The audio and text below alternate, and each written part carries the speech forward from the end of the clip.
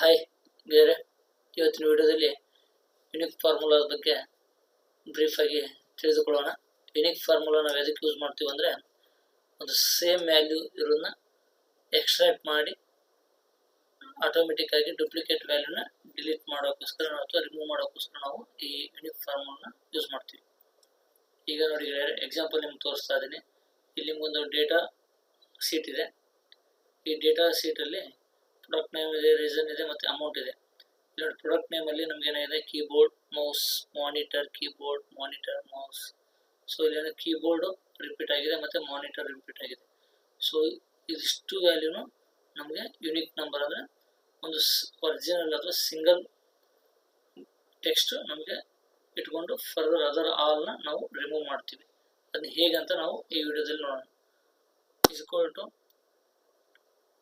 Unique, just type ಮಾಡಿ unique ಅಂತ. ಇಲ್ಲಿ ನಿಮ್ಗೆ ಯುನಿಕ್ ಅಂತ ಒಂದು ಆಪ್ಷನ್ ಬರುತ್ತೆ, ಕ್ಲಿಕ್ ಮಾಡಿ ಸೆಲೆಕ್ಟ್ ಆರೆ. ನಿಮಗೆ ಯಾವ ಡೇಟಾದಲ್ಲಿ ನಿಮಗೆ ಯುನಿಕ್ ವ್ಯಾಲ್ಯೂ ಬೇಕು ಇದನ್ನು ಆ ರೇಂಜ್ನ ನೀವು ಸೆಲೆಕ್ಟ್ ಮಾಡಿಕೊಂಡು ಬ್ರಾಕೆಟ್ ಕ್ಲೋಸ್ ಮಾಡಿ ಎಂಟರ್ ಮಾಡಿ.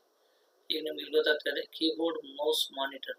ಸೊ ರಿಪೀಟೆಡ್ ಇಲ್ಲಿ ನೋಡಿ, ಈ ಡೇಟಾದಲ್ಲಿ ಇದು ಕೀಬೋರ್ಡ್ ಅನ್ನೋದು 3 ಟೈಮ್ಸ್ ರಿಪೀಟ್ ಆಗಿದೆ, ಮೌಸ್ ಅನ್ನೋದು 3 ಟೈಮ್ಸ್ ರಿಪೀಟ್ ಆಗಿದೆ ಮತ್ತು ಮಾನಿಟರು ಆಲ್ಸೋ ರಿಪೀಟ್ ಆಗಿದೆ. ಸೊ ಇದನ್ನೆಲ್ಲ ನಾವು ಏನು ಮಾಡೋದು, ಇಲ್ಲಿ ನಾವೇನು ಮಾಡಿ ಯುನಿಕ್ ಫಾರ್ಮುಲಾ ಯೂಸ್ ಮಾಡಿ ಡೂಪ್ಲಿಕೇಟ್ ವ್ಯಾಲ್ಯೂನ ರಿಮೂವ್ ಮಾಡಿ ಸಿಂಗಲ್ ವ್ಯಾಲ್ಯೂಸ್ ಮಾತ್ರ ನಾವು ಈಗ ಇಲ್ಲಿ ಡಿಸ್ಪ್ಲೇ ಮಾಡಿದೆ. ಓಕೆ, ಹಾಗೆ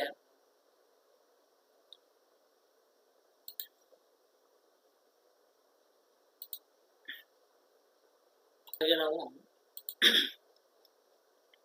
ಇದನ್ನು ಫಾರ್ಮುಲಾ ಬಾರಲ್ಲಿ ಹೋಗಿ ಮಾಡ್ಬೋದು. ಲುಕ್ಅಪ್ ರೆಫರೆನ್ಸ್ ಫಾರ್ಮುಲಾಸ್ನ ಕ್ಲಿಕ್ ಮಾಡಿ, ಇಲ್ಲಿ ಲುಕ್ಅಪ್ ಆ್ಯಂಡ್ ರೆಫರೆನ್ಸ್ ಇದೆ. ಇಲ್ಲಿ ಹೋದರೆ ನಿಮಗೆ ಈ ಫಾರ್ಮುಲಾ ಇಲ್ಲಿ ಸಿಗುತ್ತೆ, unique formula.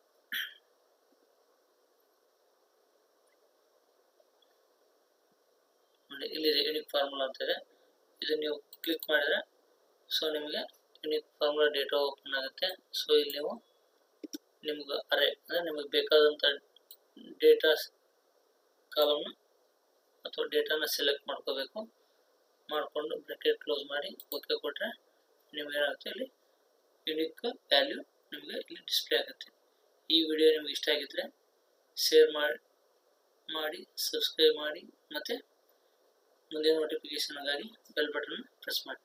Thank you so much.